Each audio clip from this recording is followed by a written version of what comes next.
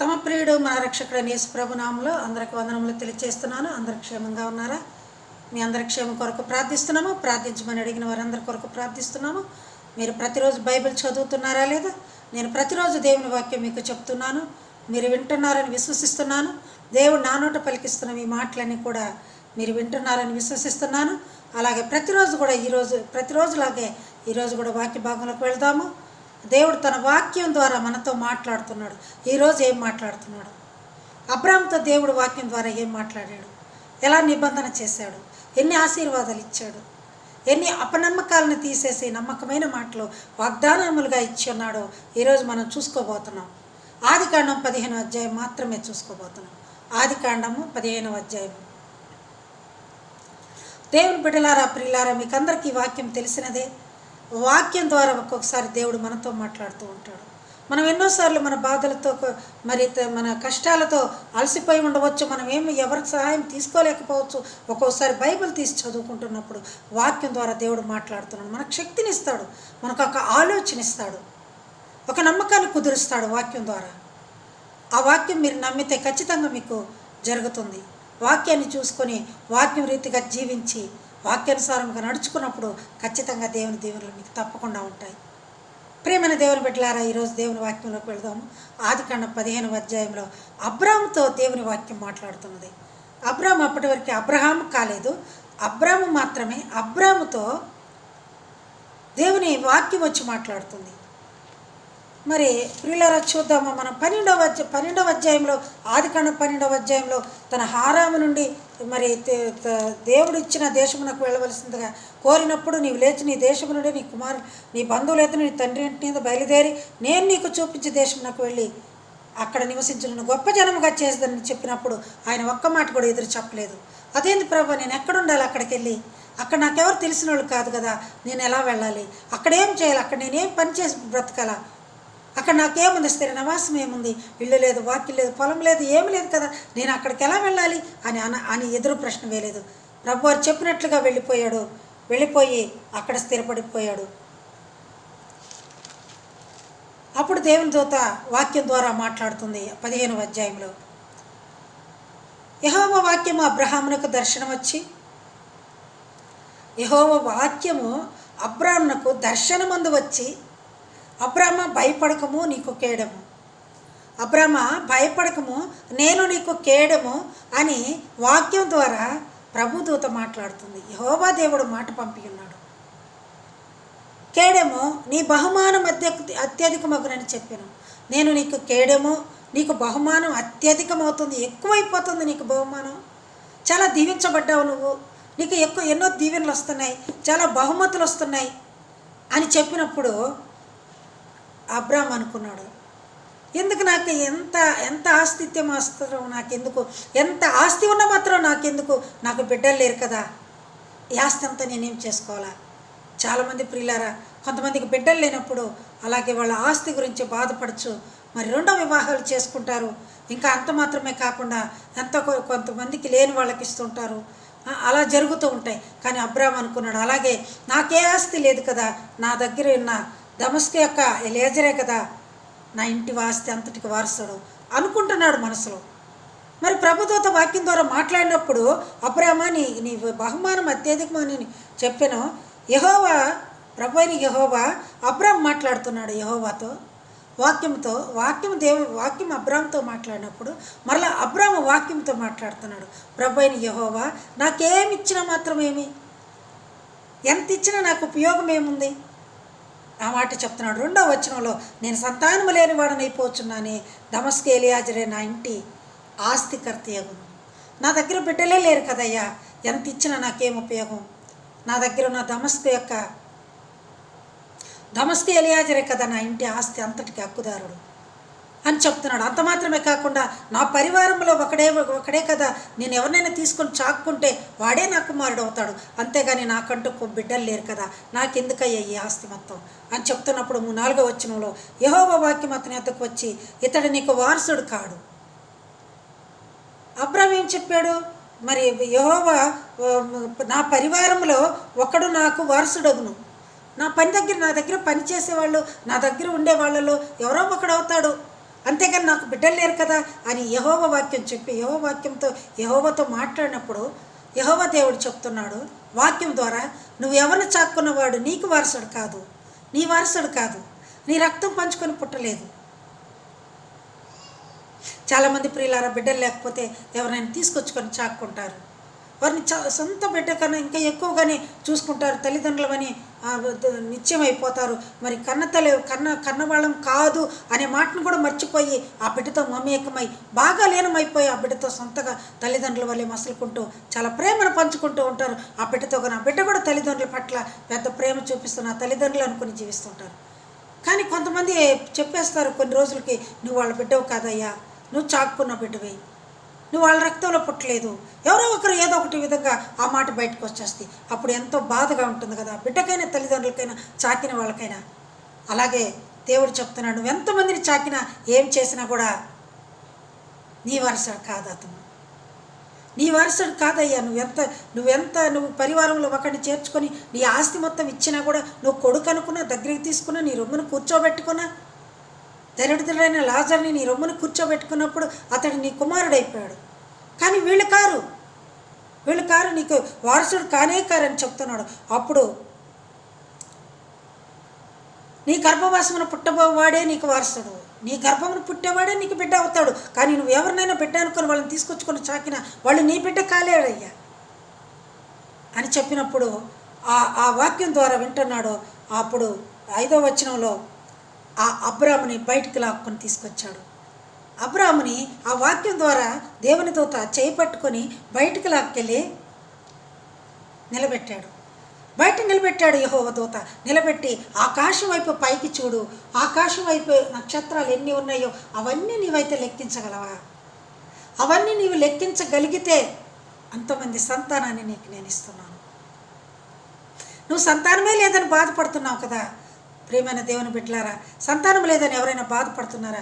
ఇంకా మాకు బిడ్డలు పుట్టలేదు, ఇంకా మేము పెద్దవాళ్ళం అయిపోతుంది, మాకు వివాహం 5 సంవత్సరాలు అవుతుంది, 10 సంవత్సరాలు అవుతుంది, 15, 20 సంవత్సరాలు అవుతుంది. డోంట్ కేర్, లెక్క చేయాల్సిన అవసరం లేదు. దేవుడు నీకు ఎప్పుడు ఏమి ఇవ్వాలో ఆయన ఖచ్చితంగా తెలుసు. అబ్రాహాంకి 75 ఏండ్ల వాడయ్యాడు. ఇప్పటికి 70 ఏండ్ల పైపడిపోయినాయి. అప్పుడు వచ్చి యెహోవా దూత మాట్లాడుతుంది అబ్రాహాంతో.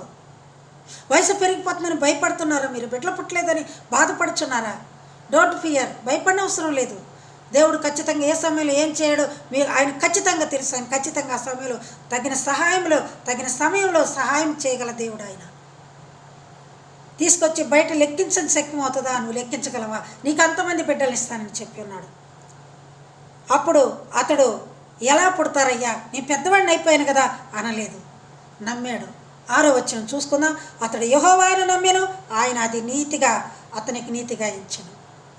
చేయి పట్టుకొని బయటికి లాక్కొచ్చి ఆకాశం వైపు చూపించి, అక్కడ ఎన్ని నక్షత్రాలు నేను లెక్కించగలవా? అంతమంది సంతానాన్ని నీకు ఇస్తానయ్యా నేను.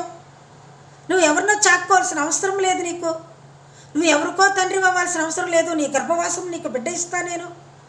ఒకరు కాదు, ఇద్దరు కాదు, ఎంతమందిని అయితే నువ్వు లెక్కించలేకపోతావో, ఇసుకురలేనంత సంతానాన్ని, ఆకాశపు నక్షత్ర సంఖ్య అంత నక్షత్రాన్ని నేను నీకు ఇవ్వబోతున్నానయ్యా,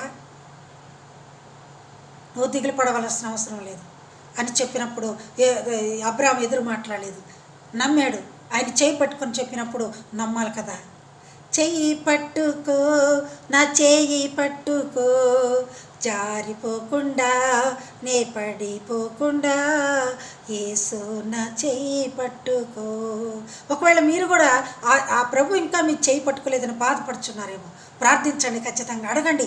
ఆనాడు అబ్రాహాంకి ఇచ్చి వాగ్దానం చేసిన దేవ మాకు కూడా కావాలి. ఇస్సాకు కూడా రెబ్కాకు బిడ్డలు లేనప్పుడు, అబ్రాహాము కుమారుడని ఇస్సాకు బిడ్డలు లేనప్పుడు యెహోవాకు మొరపెట్టుకుంటే కమల పిల్లల్ని ఇచ్చారు, ఏశావు యాకోబుని.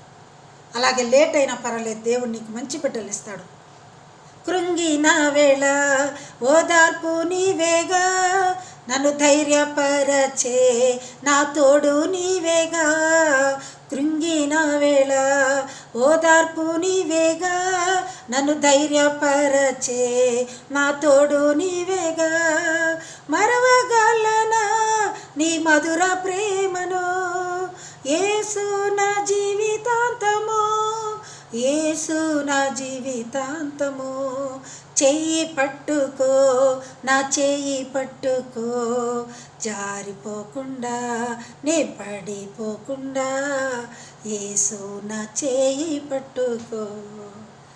నీవు కూడా అడుగు ఈరోజున, అయ్యా నా చేయి పట్టుకోయా, జారిపోయి నేను కింద పడకుండా, మరలా పాతాల్లోకి లేహలోక సంబంధమైన ఆశలతో పడిపోకుండా నేను ఎలాగ తీర్మానించుకొని నేను నమ్మి ఉన్నాను, ఆ నమ్మకంలో నేను స్థిరంగా ఉండేదనుకో, నన్ను చేయి పట్టుకోమని అడుగు నీవు కూడా. అప్పుడు యెహోవా నమ్మెను, అది అతనికి అనీతిగా అంచను. ఇంకా చెప్తున్నాడు, మరియు ఆయన నీవు ఈ దేశమును స్వతంత్రించుకున్నట్లు దాని నీకిచ్చుటకు కల్దీయుల ఊరన పట్టణంలో నుండి నిన్ను యువతలకు తీసుకొచ్చిన యెహోవాను నేనే కదా. ఇవన్నీ నీ సొంతం చేయాలనేనయ్యా, అక్కడి నుంచి నిన్ను తీసుకొచ్చింది, నీ స్వదేశం నుంచి.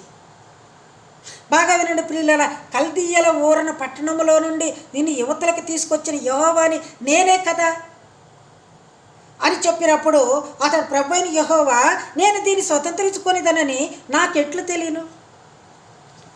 ఓకే అయ్యా, నువ్వు నాకు గర్భఫలం ఇస్తావు, నేను నమ్మాను. ఇంకా అక్కడి నుంచి తీసుకొచ్చావు, అది కూడా నమ్మాను. ఇదంతా నా సొంతం అవుతుంది అంటున్నావు కదా, మరి ఎలా నేను నమ్మాలా, నాకెలా దానికి గుర్తు? నేను నమ్మాను ఓకే, కానీ నా సొంతం అవుతాయి, నన్ను స్వతంత్రించుకుంటాను అన్నావు కదా ఈ దేశాలన్నీ, మరి నేను ఎలా నమ్మాలి? నాకెలా దీనికి నమ్మకం? స్వతంత్రించుకున్నట్లు దాన్ని ఇచ్చుటకు కల్దీయులు తీసుకొచ్చిన వాడు నేనే కదా. అతడు ప్రభువైన యెహోవా దీన్ని నేను స్వతంత్రించుకునేదని నాకెట్లు తెలియాలి? తెలియాలయ్యా? అప్పుడు దాకా సరే, ఇప్పుడు ఎట్లా తెలియాలా? ఇంకా ఆశ ఉంది ఆయనకి. ప్రభుని నమ్ముతున్నాడు కానీ త్వరగా తెలుసుకోవాలని ఇంకా ఆతృత ఉంది. త్వరగా మనం కూడా బిడ్డలు ఇస్తారు పర్లేదు అన్నప్పుడు ఇంకా ఎప్పుడు పాస్టర్మ్మ గారు ఇంకా ప్రార్థన చేస్తూనే ఉన్నాం, ఇంకా నిరీక్షిస్తూనే ఉన్నాం. ఓకే, ప్రార్థన చేస్తూనే ఉండండి. ఈ ప్రార్థన ఎప్పుడు నిరర్ధకం కానేరదు. ఒకసారి 2 సార్లకు ప్రార్థన అయినదా? హన్నకు సమూయేలు ఎలా పుట్టాడు? ఉపవాసం ఉండి షిలోహ మందిరంలో ఆమె ఉపవాసం ఉండి ఏడుస్తూ ఊగుతూ భయంకరంగా ఎంతో బాధతో బహు దుఃఖంతో ప్రార్థిస్తున్నప్పుడు ఏలియా ప్రవక్త గారు వచ్చి, ఎందుకమ్మా ఏడుస్తున్నావు? ఏమమ్మా, మరి ద్రాక్షారసం ఏమైనా తాగేవా అని అడిగినప్పుడు, లేదయ్యా నాకైతే బిడ్డలు లేరు, పెనిన్న వల్ల నాకు లేనిపోని మాటలు వస్తున్నాయి, ఆమె నన్ను ఎగతాళి చేయుచున్నది, నాకు బిడ్డలు కావాలి, నాకు బిడ్డ పుడితే నేను యెహోవాకు ప్రతిష్ఠిత చేస్తాను. ఓకే అమ్మ, ఖచ్చితంగా నీకు బిడ్డ పుడతాడు మరుసటి సంవత్సరమున అని చెప్పి నీ వెళ్ళి ఉపవాసం చేయవద్దు, ఇక వెళ్ళి నీవు భోజనం చేయి అని చెప్పినప్పుడు ఆయన మాట విన్నది, ఆయన మాట నమ్మినది, వెళ్ళి భోజనం చేసినది చక్కగా. మరుసటి సమూయేలు పుట్టాడు, సమూయేలుని ప్రతిష్ఠిత చేసింది దేవునికి ఆమె. ప్రియులారా, మీరు కూడా బిడ్డలు లేరని బాధపడుచున్నారేమో, ఒక తీర్మానం చేసుకోండి. అబ్రాహాముతో దేవుడు మాట్లాడి అతను నమ్మాడు, నీతిగా ఎంచబడిన ఈ దేశాలను నేను స్వతంత్రించుకోవాలని నాకెట్లు తెలియదు అనగా ఆయన ఒక నిబంధన చేసుకుంటున్నారు వాళ్ళిద్దరి మధ్యన, ఒక ప్రమాణం చేసుకుంటున్నారు వాళ్ళిద్దరి మధ్యన.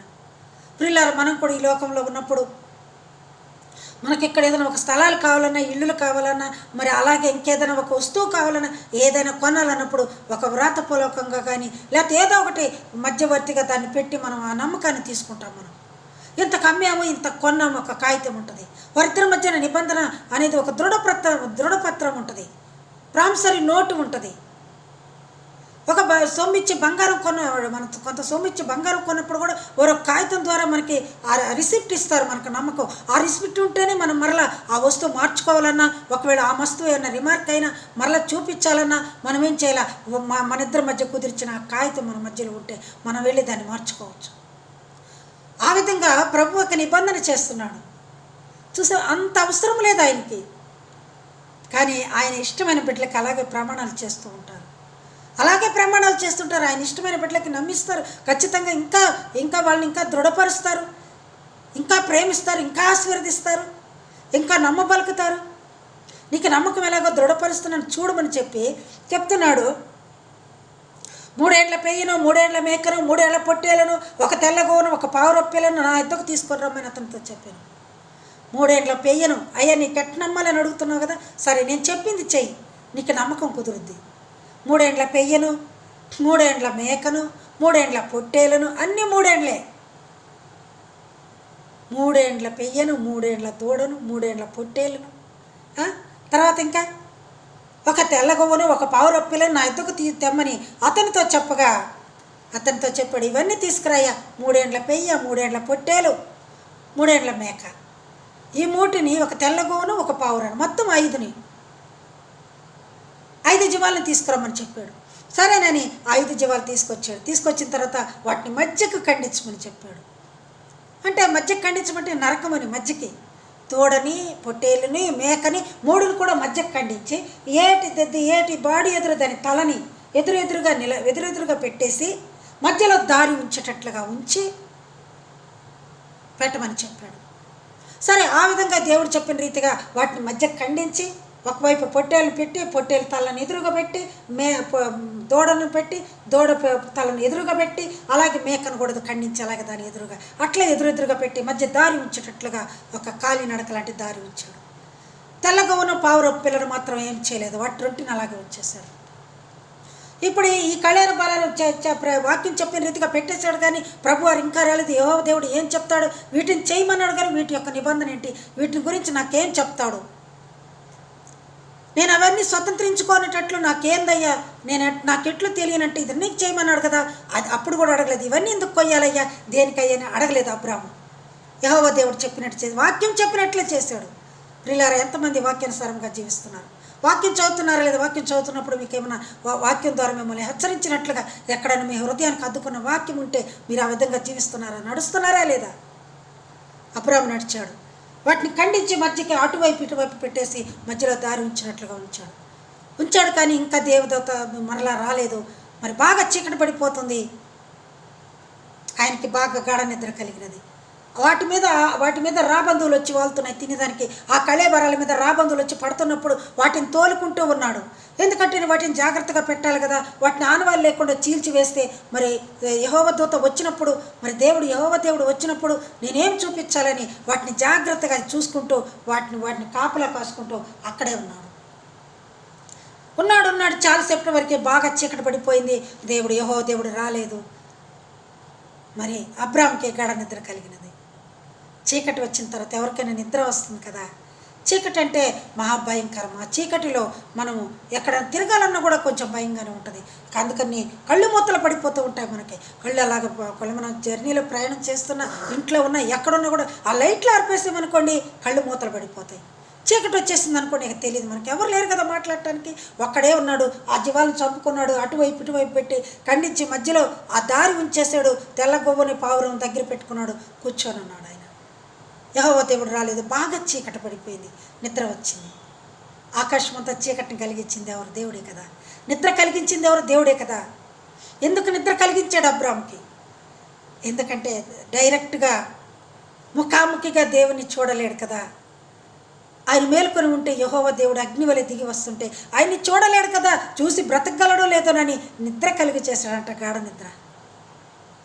ఆకాశంబు భూమియు అంతట చీకటియాయను, ప్రాకెడు చీకటి సమయమున ప్రార్థన చేతుము మా దేవా. ప్రాకెడు చీకటి సమయమున ప్రార్థన చేయకుండా అబ్రాము కమ్మగా నిద్రపోతున్నాడు. నిద్ర ఎవరు కలిగించారు? దేవుడే కలిగించాడు నిద్ర. మేల్కొని ఉంటే ఆయన రూపాన్ని, ఆయన ఉగ్ర రూపాన్ని, ఆయన సుందర రూపాన్ని, ఆయన యొక్క అగ్ని వలె వస్తున్న ఆయన ఆహ్వానాన్ని చూడాలంటే ఆయన చూడలేడు, ఆయన రూపాన్ని చూడలేడు. అందుకే నిద్ర కలిగించాడేమో నేను అనుకుంటున్నాను. నేను బైబిల్ చదివిన దాంట్లో నాకు అర్థమైన రీతిలో నేను అదే అనుకుంటున్నా. లేకపోతే నిద్ర కలగకుండా చేయవచ్చు కదా. మరి నిద్ర ఎందుకు వచ్చింది అబ్రాముకి? చూడండి ప్రియులారా, చదువుదామా. భయంకరమైన చీకటి కమ్మగా మరి ఆయన నిద్రపోతూ ఉన్నాడు. ప్రొద్దుకొంక పోయినప్పుడు అబ్రాము గాఢ నిద్ర పుట్టాను. గాఢ నిద్ర పుట్టిన తర్వాత మరలా యెహోవా వచ్చి మాట్లాడుతున్నాడు అబ్రాముతో. బాగా వినండి ప్రియులారా, బాగా ప్రార్థన చేసుకొని నేను కూడా ఎన్నో దూర ప్రాంతాలకు వెళ్ళి మరి వాక్యోపదేశం చేసి ఇంటికి వచ్చి ఒకవేళ పండుకున్నప్పుడు, లేకపోతే ఆ ఊర్లలో నేను వెళ్ళిన చోట్లలో ఒకవేళ అక్కడ నైట్ ఉండాల్సి వచ్చినప్పుడు, పడుకున్నప్పుడు నేను ఆ వాక్యం అంతా చెప్పిన దాంట్లో ఎక్కడో కొద్దిగా నా హృదయంలో మరలా నిద్రపోతున్నప్పుడు అది నాకు దర్శనాలుగా కనపడుతూ ఉంటుంది. ప్రభా, నేను ఉదయం లేచి అనుకుంటా, ప్రభా నాకు కనపడ్డావయ్యా నీవు వాక్యం ద్వారా. ఒక వాక్యం ద్వారా నన్ను హెచ్చరిక, లేకపోతే ఏదో ఒకటి నాకు తెలియజేస్తూ ఉంటాడు దేవుడు. నా జీవిత పయనంలో నేను గమనించినది, నేను చేస్తున్న ఈ సేవా పయనంలో ఖచ్చితంగా దేవుడు నాకు మాట్లాడుతూనే ఉన్నాడు నాతోటి. వాక్యం ద్వారా మాట్లాడుతున్నాడు దేవుడు నాతో. ఎక్కడికి వెళ్ళాలి, ఏం చేయాలి, రేపు ఎక్కడికి వెళ్ళాలి, ఎక్కడ బోధించాలి, ఏం బోధించాలి, ఈ వాక్యంలో నేను ఏం చెప్పాలి ప్రభా అని అడిగినప్పుడు నాకు వాక్యం ద్వారా దేవుడు నాతో మాట్లాడుతూ ఉన్నాడు. ఇప్పుడు గాఢ నిద్ర కలుగ చేశాడు దేవుడు. కలుగజేసి యెహోవా దేవుడు మాట్లాడుతున్నాడంట దర్శనమందు, స్వప్నములు. చాలామంది అంటుంటారు కళలు వచ్చాయంటే, అబ్బో నీ కళ్ళలో దేవుడు కనపడ్డా, కళ్ళలో వాక్యం మాట్లాడిందా, ఎగతాళి చేస్తూ ఉంటారు. నో ప్రాబ్లం, వాళ్ళతో నీకు అవసరం లేదు. నువ్వు దేవునితో మాట్లాడుకో చక్కగా. నువ్వు వెళ్ళవలసినది పరలోక రాజ్యానికి కదా, ఆయన స్థిర నివాసానికి కదా. బంగారపు వీధుల్లో తిరగాలనుకుని నీవు అనుకున్నప్పుడు ఈ లోక వాళ్ళతో మనకు అవసరం లేదు. ఇహలోక ఆశలన్నీ కూడా మనకి మన నాశనానికి తీసుకొచ్చాయి, కానీ మనకు సత్యమైన మార్గంలోకి నడిపించేటివి కాదు అవన్నీ. ఈ లోక ఆశలతో మన కళ్ళు మూసుకుపోయి మనం చేసే ప్రతి పని కూడా మన నాశనానికే, కానీ మనకి స్వస్థత కలిగేదానికి, మనకు మంచి పరలోక రాజ్యంలో తీసుకెళ్లేదానికి రాజమార్గాలు కావాలి. అప్పుడు మాట్లాడుతున్నాడు దేవుడు.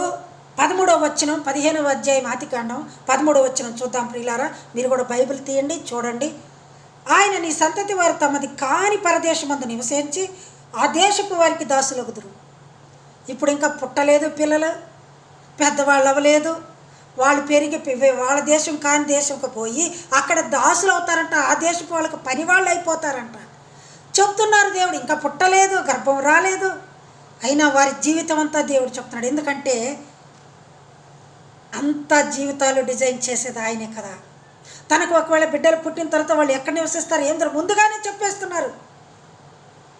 నీ సంతతి వారు తమది కాని దేశమునకు పోయి అక్కడ వారికి దాసులు అవుతారంట. ఎందుకు అబ్రాహాం దిగులు పడాలి బిడ్డల గురించి? మనమైతే దిగులు పడతాం కదా. ఎవరైనా చెప్పారనుకో, అమ్మ మీ బిడ్డలు ఎలా అవుతారు, మీ తల్లిదండ్రులకు ఇదా బాధ వస్తుంది, అది ఇది అని చెప్పారనుకో, మనమైతే బాధపడతాం కదా. అబ్రాహాం వింటున్నాడంట, నీ సంతతి తమది కాని పరదేశమందు, పరదేశం, దేశమే మారిపోతున్నారు. ఈ దేశం కాదు, పరదేశం పోయి అక్కడ ఆ దేశ వాసులకి, స్థిర నివాసం ఉన్నవారికి నీ సంతతి వారు వాళ్ళకి దాసులు అవుతారు, పని వాళ్ళు అవుతారట. అగుదురు వారు 400 ఏండ్లు వీరిని శ్రమ పెట్టుదురు. ఎన్ని సంవత్సరాలు? 400 సంవత్సరాలు. 400 సంవత్సరాలు ఆ పరదేశపు వాసులు నీ సంతతి వారిని బాధ పెడతారని దేవుని వాక్యం ద్వారా అబ్రాహాము గాఢ నిద్రపోతుంటే ఆ మాటలు వినపడుతున్నాయి ఆయనకి. చూడండి ప్రియులారా, దేవుని నమ్మిన బిడ్డలకి ముందుగానే వాగ్దానాలు వస్తాయి, ముందుగానే దర్శనాలు వస్తాయి. ఒక్కోసారి కళలు వస్తాయి. కళలు వచ్చినప్పుడు కొన్ని నెరవేరుతాయి, కొన్ని ఖచ్చితంగా ఏదో ఒక విధంగా, మరి అది చెడు కావచ్చు మంచి కావచ్చు, కొన్ని కళలు నెరవేరుతాయి, కొన్ని కళలు నెరవేరవు. అలాగే ప్రభువారి దూత అబ్రాహాముకి గాఢ నిద్ర కలుగజేసి ఆ నిద్రలో మాట్లాడుతున్నాడు. నీ సంతతి తమది కాని దేశమునకు వెళ్ళి, పరదేశమునకు వెళ్ళి అక్కడ వాళ్ళకి పని మనుషులు అవుతారు. 400 సంవత్సరాలు నీ సంతతిని వారు బాధ పెడతారు. ఎవరు? మనది కాని దేశం వాళ్ళు. మన దేశం కాని వాళ్ళ దగ్గరికి వెళ్తే వాళ్ళు 400 సంవత్సరాలు నీ బిడ్డల్ని బాధ పెడతారని అబ్రాహాముతో చెప్తుంది. ఇంకా చదువుదాం రండి. అర్థమవుతుందా ప్రియులారా? అయితే వీరు ఎవరికి దాసులవుదురో ఆ జనమునకు నేనే తీర్పు తీర్చుదును. అబ్బా ఎంత మంచి మాట అండి, చప్పట్లు కొడదాం ఒకసారి. అబ్బా, నీవు కష్టపడవచ్చు, బాధపడవచ్చు, నీ బిడ్డ ఈరోజు బాధపడుతుంది అనుకోవచ్చు, కానీ నీ బిడ్డను బాధ పెట్టిన వాళ్ళకి తీర్పు ఆయన తీరుస్తారంట. ఏ పాటి దాననని నీవు నన్నెంతగానో దీవించావు, అంచెలంచెలుగా హెచ్చించి నన్నెంతగానో దీవించావు. ఏ పాటి వాడనని నీవు నన్నెంతగానో ప్రేమించావు, అంచెలంచెలుగా హెచ్చించి నన్నెంతగానో దీవించావు. వందనం యేసయ్యా, వందనం యేసయ్యా, వందనం యేసయ్యా, వందనం యేసయ్యా. నీవు చేసిన మేళ్లకు, నీవు చూపిన కృపలకు, నీవు చేసిన మేళ్లకు, నీవు చూపిన కృపలకు వందనం యేసయ్యా, వందనం యేసయ్యా, వందనం యేసయ్యా, వందనం యేసయ్యా. నీ బిడ్డలను బాధ పెడతారు, కానీ పెట్టిన వాళ్లకు తీర్పు నేను తీరుస్తానయ్యా, నీవు దిగులు పడనవసరం లేదు. చప్పట్లు పడదాం ఒకసారి. నీ బిడ్డల్ని కష్టపెట్టిన వాళ్ళ తీర్పు నేను తీరుస్తాను. తీర్పు నేను తీర్చి వాళ్ళకి ఏ శిక్ష వేయాలో, ఏ దీవెన ఇవ్వాలో నేను చూసుకుంటాను. నువ్వు భయపడిన అవసరం లేదు. ఎంత ధైర్యం ఇస్తున్నాడు దేవుడు. బిడ్డలు పుట్టలేదు, ఇంకా పుట్టించిన తర్వాత వారు వేరే దేశానికి దాసులవుతారు. దాసులైన తర్వాత వారిని 400 సంవత్సరాలు కష్టపెడతారు. కష్టపెట్టిన తర్వాత వారికి తీర్పు కష్టపెట్టిన వారికి నేను చూసుకుంటాను. రాకడ సమయంలో కడబూర శబ్దముతో యేసుని చేరుకునే విశ్వాసం నీకుందా? రావయ్యా యేసయ్య వేగమే రావయ్యా, రావయ్యా యేసునాథ వేగమే రావయ్యా. తొందరగా వస్తారంట ఆయన. తొందరగా వచ్చి నిన్ను కష్టపెట్టిన వారికి తీర్పు ఆయన తీరుస్తాడంట. అబ్రహాం సంతానం ఎవరు అబ్రహాం సంతానం? మనమే కదా, మనమా కాదా? అబ్రహాముకి ఇస్సాకు పుట్టెను, వాగ్దాన పుత్రుడు పుట్టెను. ఇస్సాకు నుంచి యాకోబు పుట్టెను. ఏశావుకు కాని దేవుడు అయ్యాడు. ఎందుకంటే ఏశావు ఒక్క పూట ఆకలి కొరకు ఉండలేక తన జ్యేష్ఠత్వాన్ని అమ్ముకున్నాడు కదా. ప్రభువుకు ప్రార్థన చేయాలనుకోలేదు, మొరపెట్టుకోవాలనుకోలేదు. దేవుణ్ణి మర్చిపోయాడు. ఒక క్షణం ఎదురు చూస్తున్న గుడ్డి తండ్రి కోసం, ఇస్సాకు కోసం ఆహారం తీసుకెళ్ళాలి. అయినా కూడా పోకుండా తన ఆకలి కోసం తన తమ్ముడైన యాకోబు దగ్గర తన జ్యేష్ఠత్వాన్ని, పెద్దరికాన్ని పోగొట్టుకున్నాడు. అదృష్టాన్ని వదులుకున్నాడు, దీవెనలన్నీ పోగొట్టుకున్నాడు. ఏశావుకు కాని దేవుడు యాకోబుకు అయ్యాడు. యాకోబు రాత్రి అంతా నరునితో దేవునితో పోరాడి, యాకోబు అంటే మోసగాడని అర్థం, ఆ యాకోబుని ఇశ్రాయేలుగా మార్చాడు. ఆ ఇశ్రాయేలు సంతానమే మనం.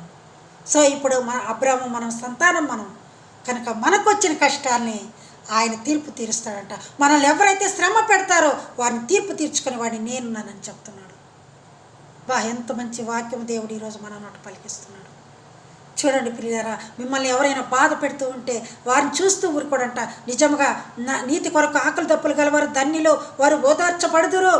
సాత్వికులు ధన్యులు, వారు భూలోకమును స్వతంత్రించుకుందరని యేసు ప్రభువు వారు మన కాలంలో చెప్పి ఉన్నాడు కొండ మీద ప్రసంగంలో. సాత్వికంగా ఉన్నవారికి భూలోకాన్ని స్వతంత్రించుకొని హక్కు దేవుడిస్తానంటున్నాడు. అదే అబ్రాహాముతో మాట్లాడుతున్నాడు. నీ బిడ్డల్ని వారు శ్రమ పెట్టుదురు, శ్రమ పెట్టిన వారి తీర్పు నేను తీరుస్తాను, లెక్కలు డొక్కలు. తర్వాత చూద్దాం ఇంకా ప్లీరాలా. తర్వాత మిక్కిలి ఆస్తితో బయలుదేరి వచ్చెదరు, జనమునకు నేనే తీర్పు తీర్చుదును. తరువాత 14వ వచనం, 15వ అధ్యాయం 14వ వచనం చూడండి ప్రియులారా. వారు 400 ఏండ్లు వీరిని శ్రమ పెట్టెదరు, వీరు ఎవరికి దాసులవుదురో నేను తీర్పు తీర్చేదను. తర్వాత వారు మిక్కిలి ఆస్తితో బయలుదేరి వచ్చెదరు.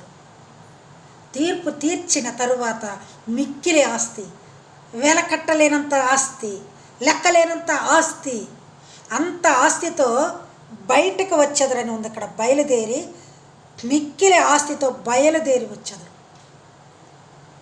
వాళ్ళు కష్టపెట్టిన తర్వాత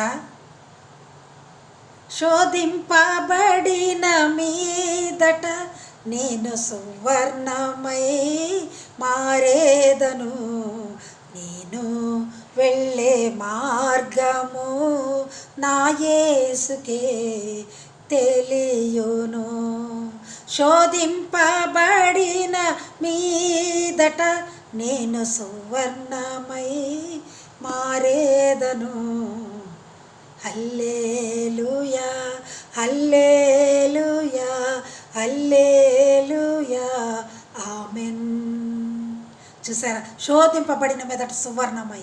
శ్రమ పెట్టిన తర్వాత, అన్నీ కోల్పోయిన తర్వాత, 400 సంవత్సరాలు బానిస బతుకు వచ్చిన తర్వాత వారిని నేను గొప్ప ఆస్తితో బయలుదేరి వచ్చేదారు. నీ బిడ్డలు గొప్ప ఆస్తి, మిక్కిలి విలువగల ఆస్తితో తీసుకొస్తారంట. అదే దేవుని రాజ్యంలో మనం కొనిపోబడేది, మనం కొనుక్కొని తెచ్చుకోగలిగినది అదే. అదే చెప్తున్నారు, మిక్కిలి ఆస్తితో బయలుదేరి వచ్చేదరు.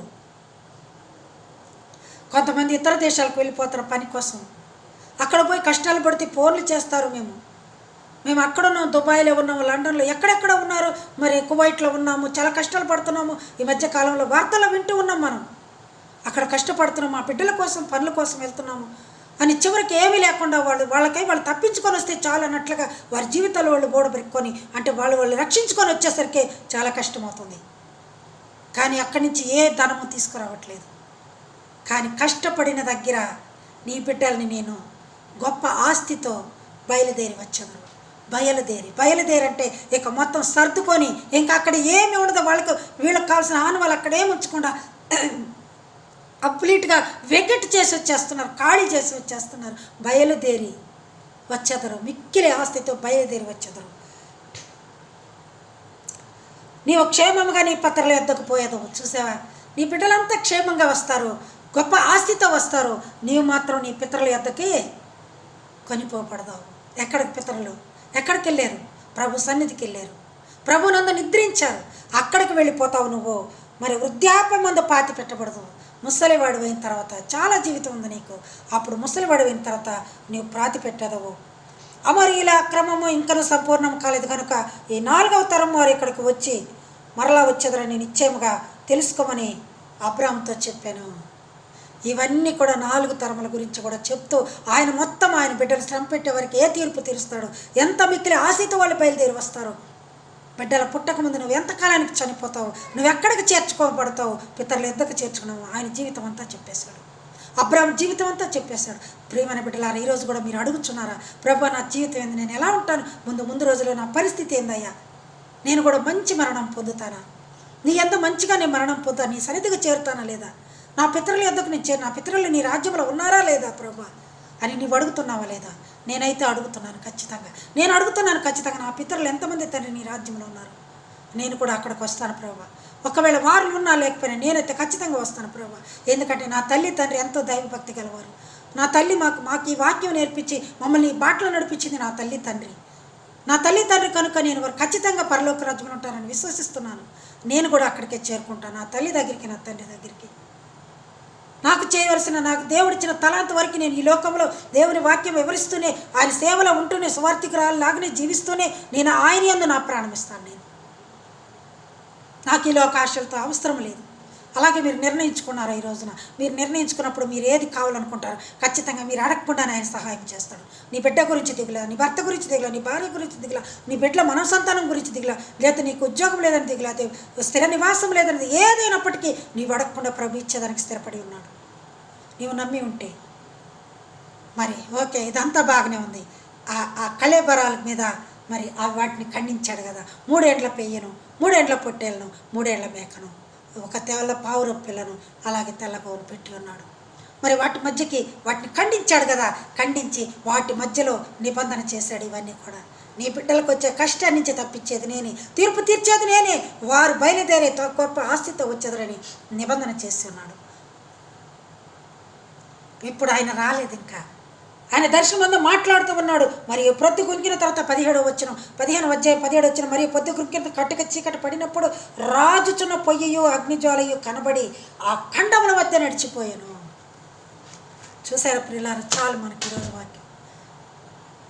ఆ ఖండముల మధ్య అగ్ని జ్వాల మండుకున్న, ఇప్పుడు మనం పొయ్యి సరిగా మండలేదనుకోండి, మనం అలా పాత రోజులైతే కిరోసినిలాయిలో పోసేస్తూ కిరసనాయిలు వేస్తుంటే బొగ్గని మంటలు వస్తుంది. అలాంటి గప్పున మండుతున్న ఒక ఆకారము, ఒక అగ్ని, 3 ఏండ్ల పెయ్య, 3 ఏండ్ల పొట్టేలు, 3 ఏండ్ల మేకను ఖండించే మధ్యలో దారి ఎలాగ ఉంచాడో, మధ్యలో ఆ దారి మధ్యలో గుండా ఆ అగ్ని నడిచి వెళ్ళిపోయిందండి.